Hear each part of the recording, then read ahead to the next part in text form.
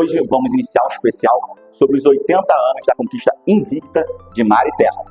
No ano de 1945, o Vasco conquistou o Campeonato Carioca de Futebol sem nenhuma derrota e também conquistou o Campeonato Carioca de Remo, vencendo todas as regatas. Esse feito deu a primeira estrela do pavilhão Cruz Maltino, uma estrela de ouro.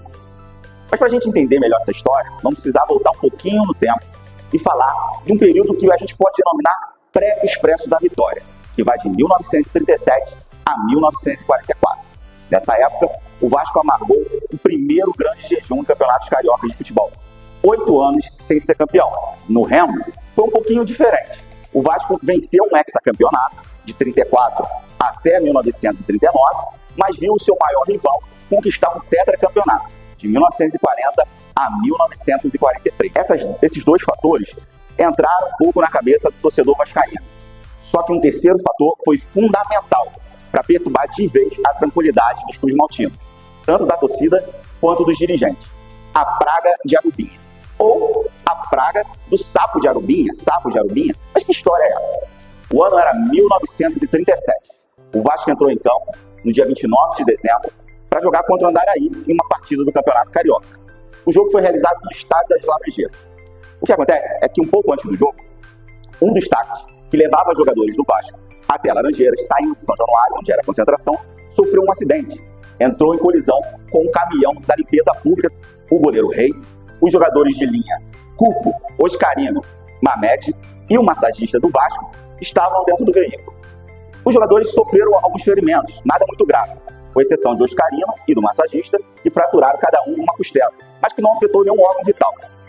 O Vasco entrou em campo com outros atletas e massacrou o Alviverde. Nijinho marcou 4 gols. A praga, a lenda, começa no ano seguinte, quando Arubinha, que em 37 jogava pelo Andaraí, foi até a redação do jornal O Radical e disse que roubou uma praga no Vasco. 12 anos sem ser campeão. Pronto, a narrativa estava criada.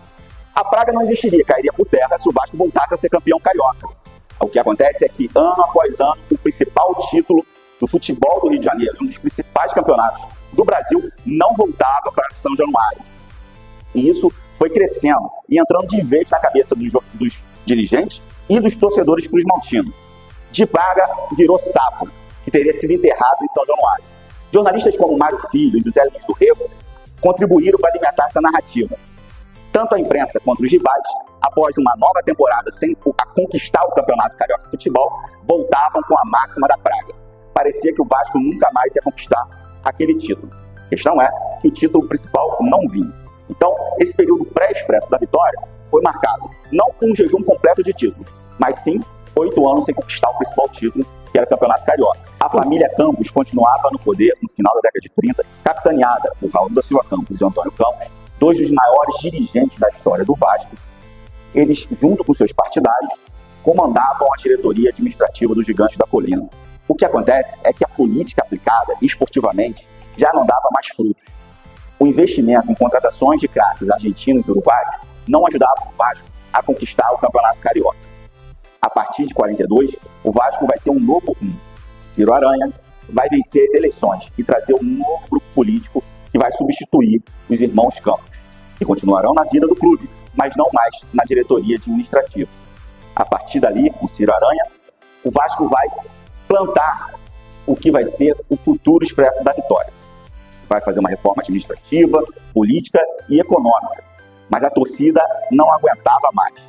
De 42 a 44, o Vasco continuava a não ter o título de campeão carioca.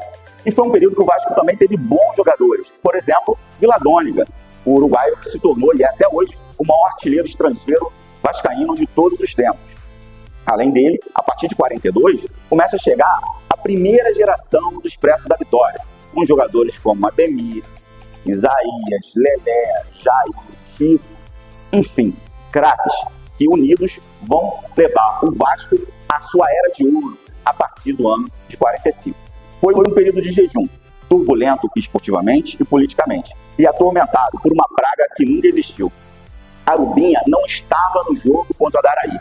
Nada passava de uma narrativa criada pelo jogador, mas alimentada pela imprensa por anos e anos.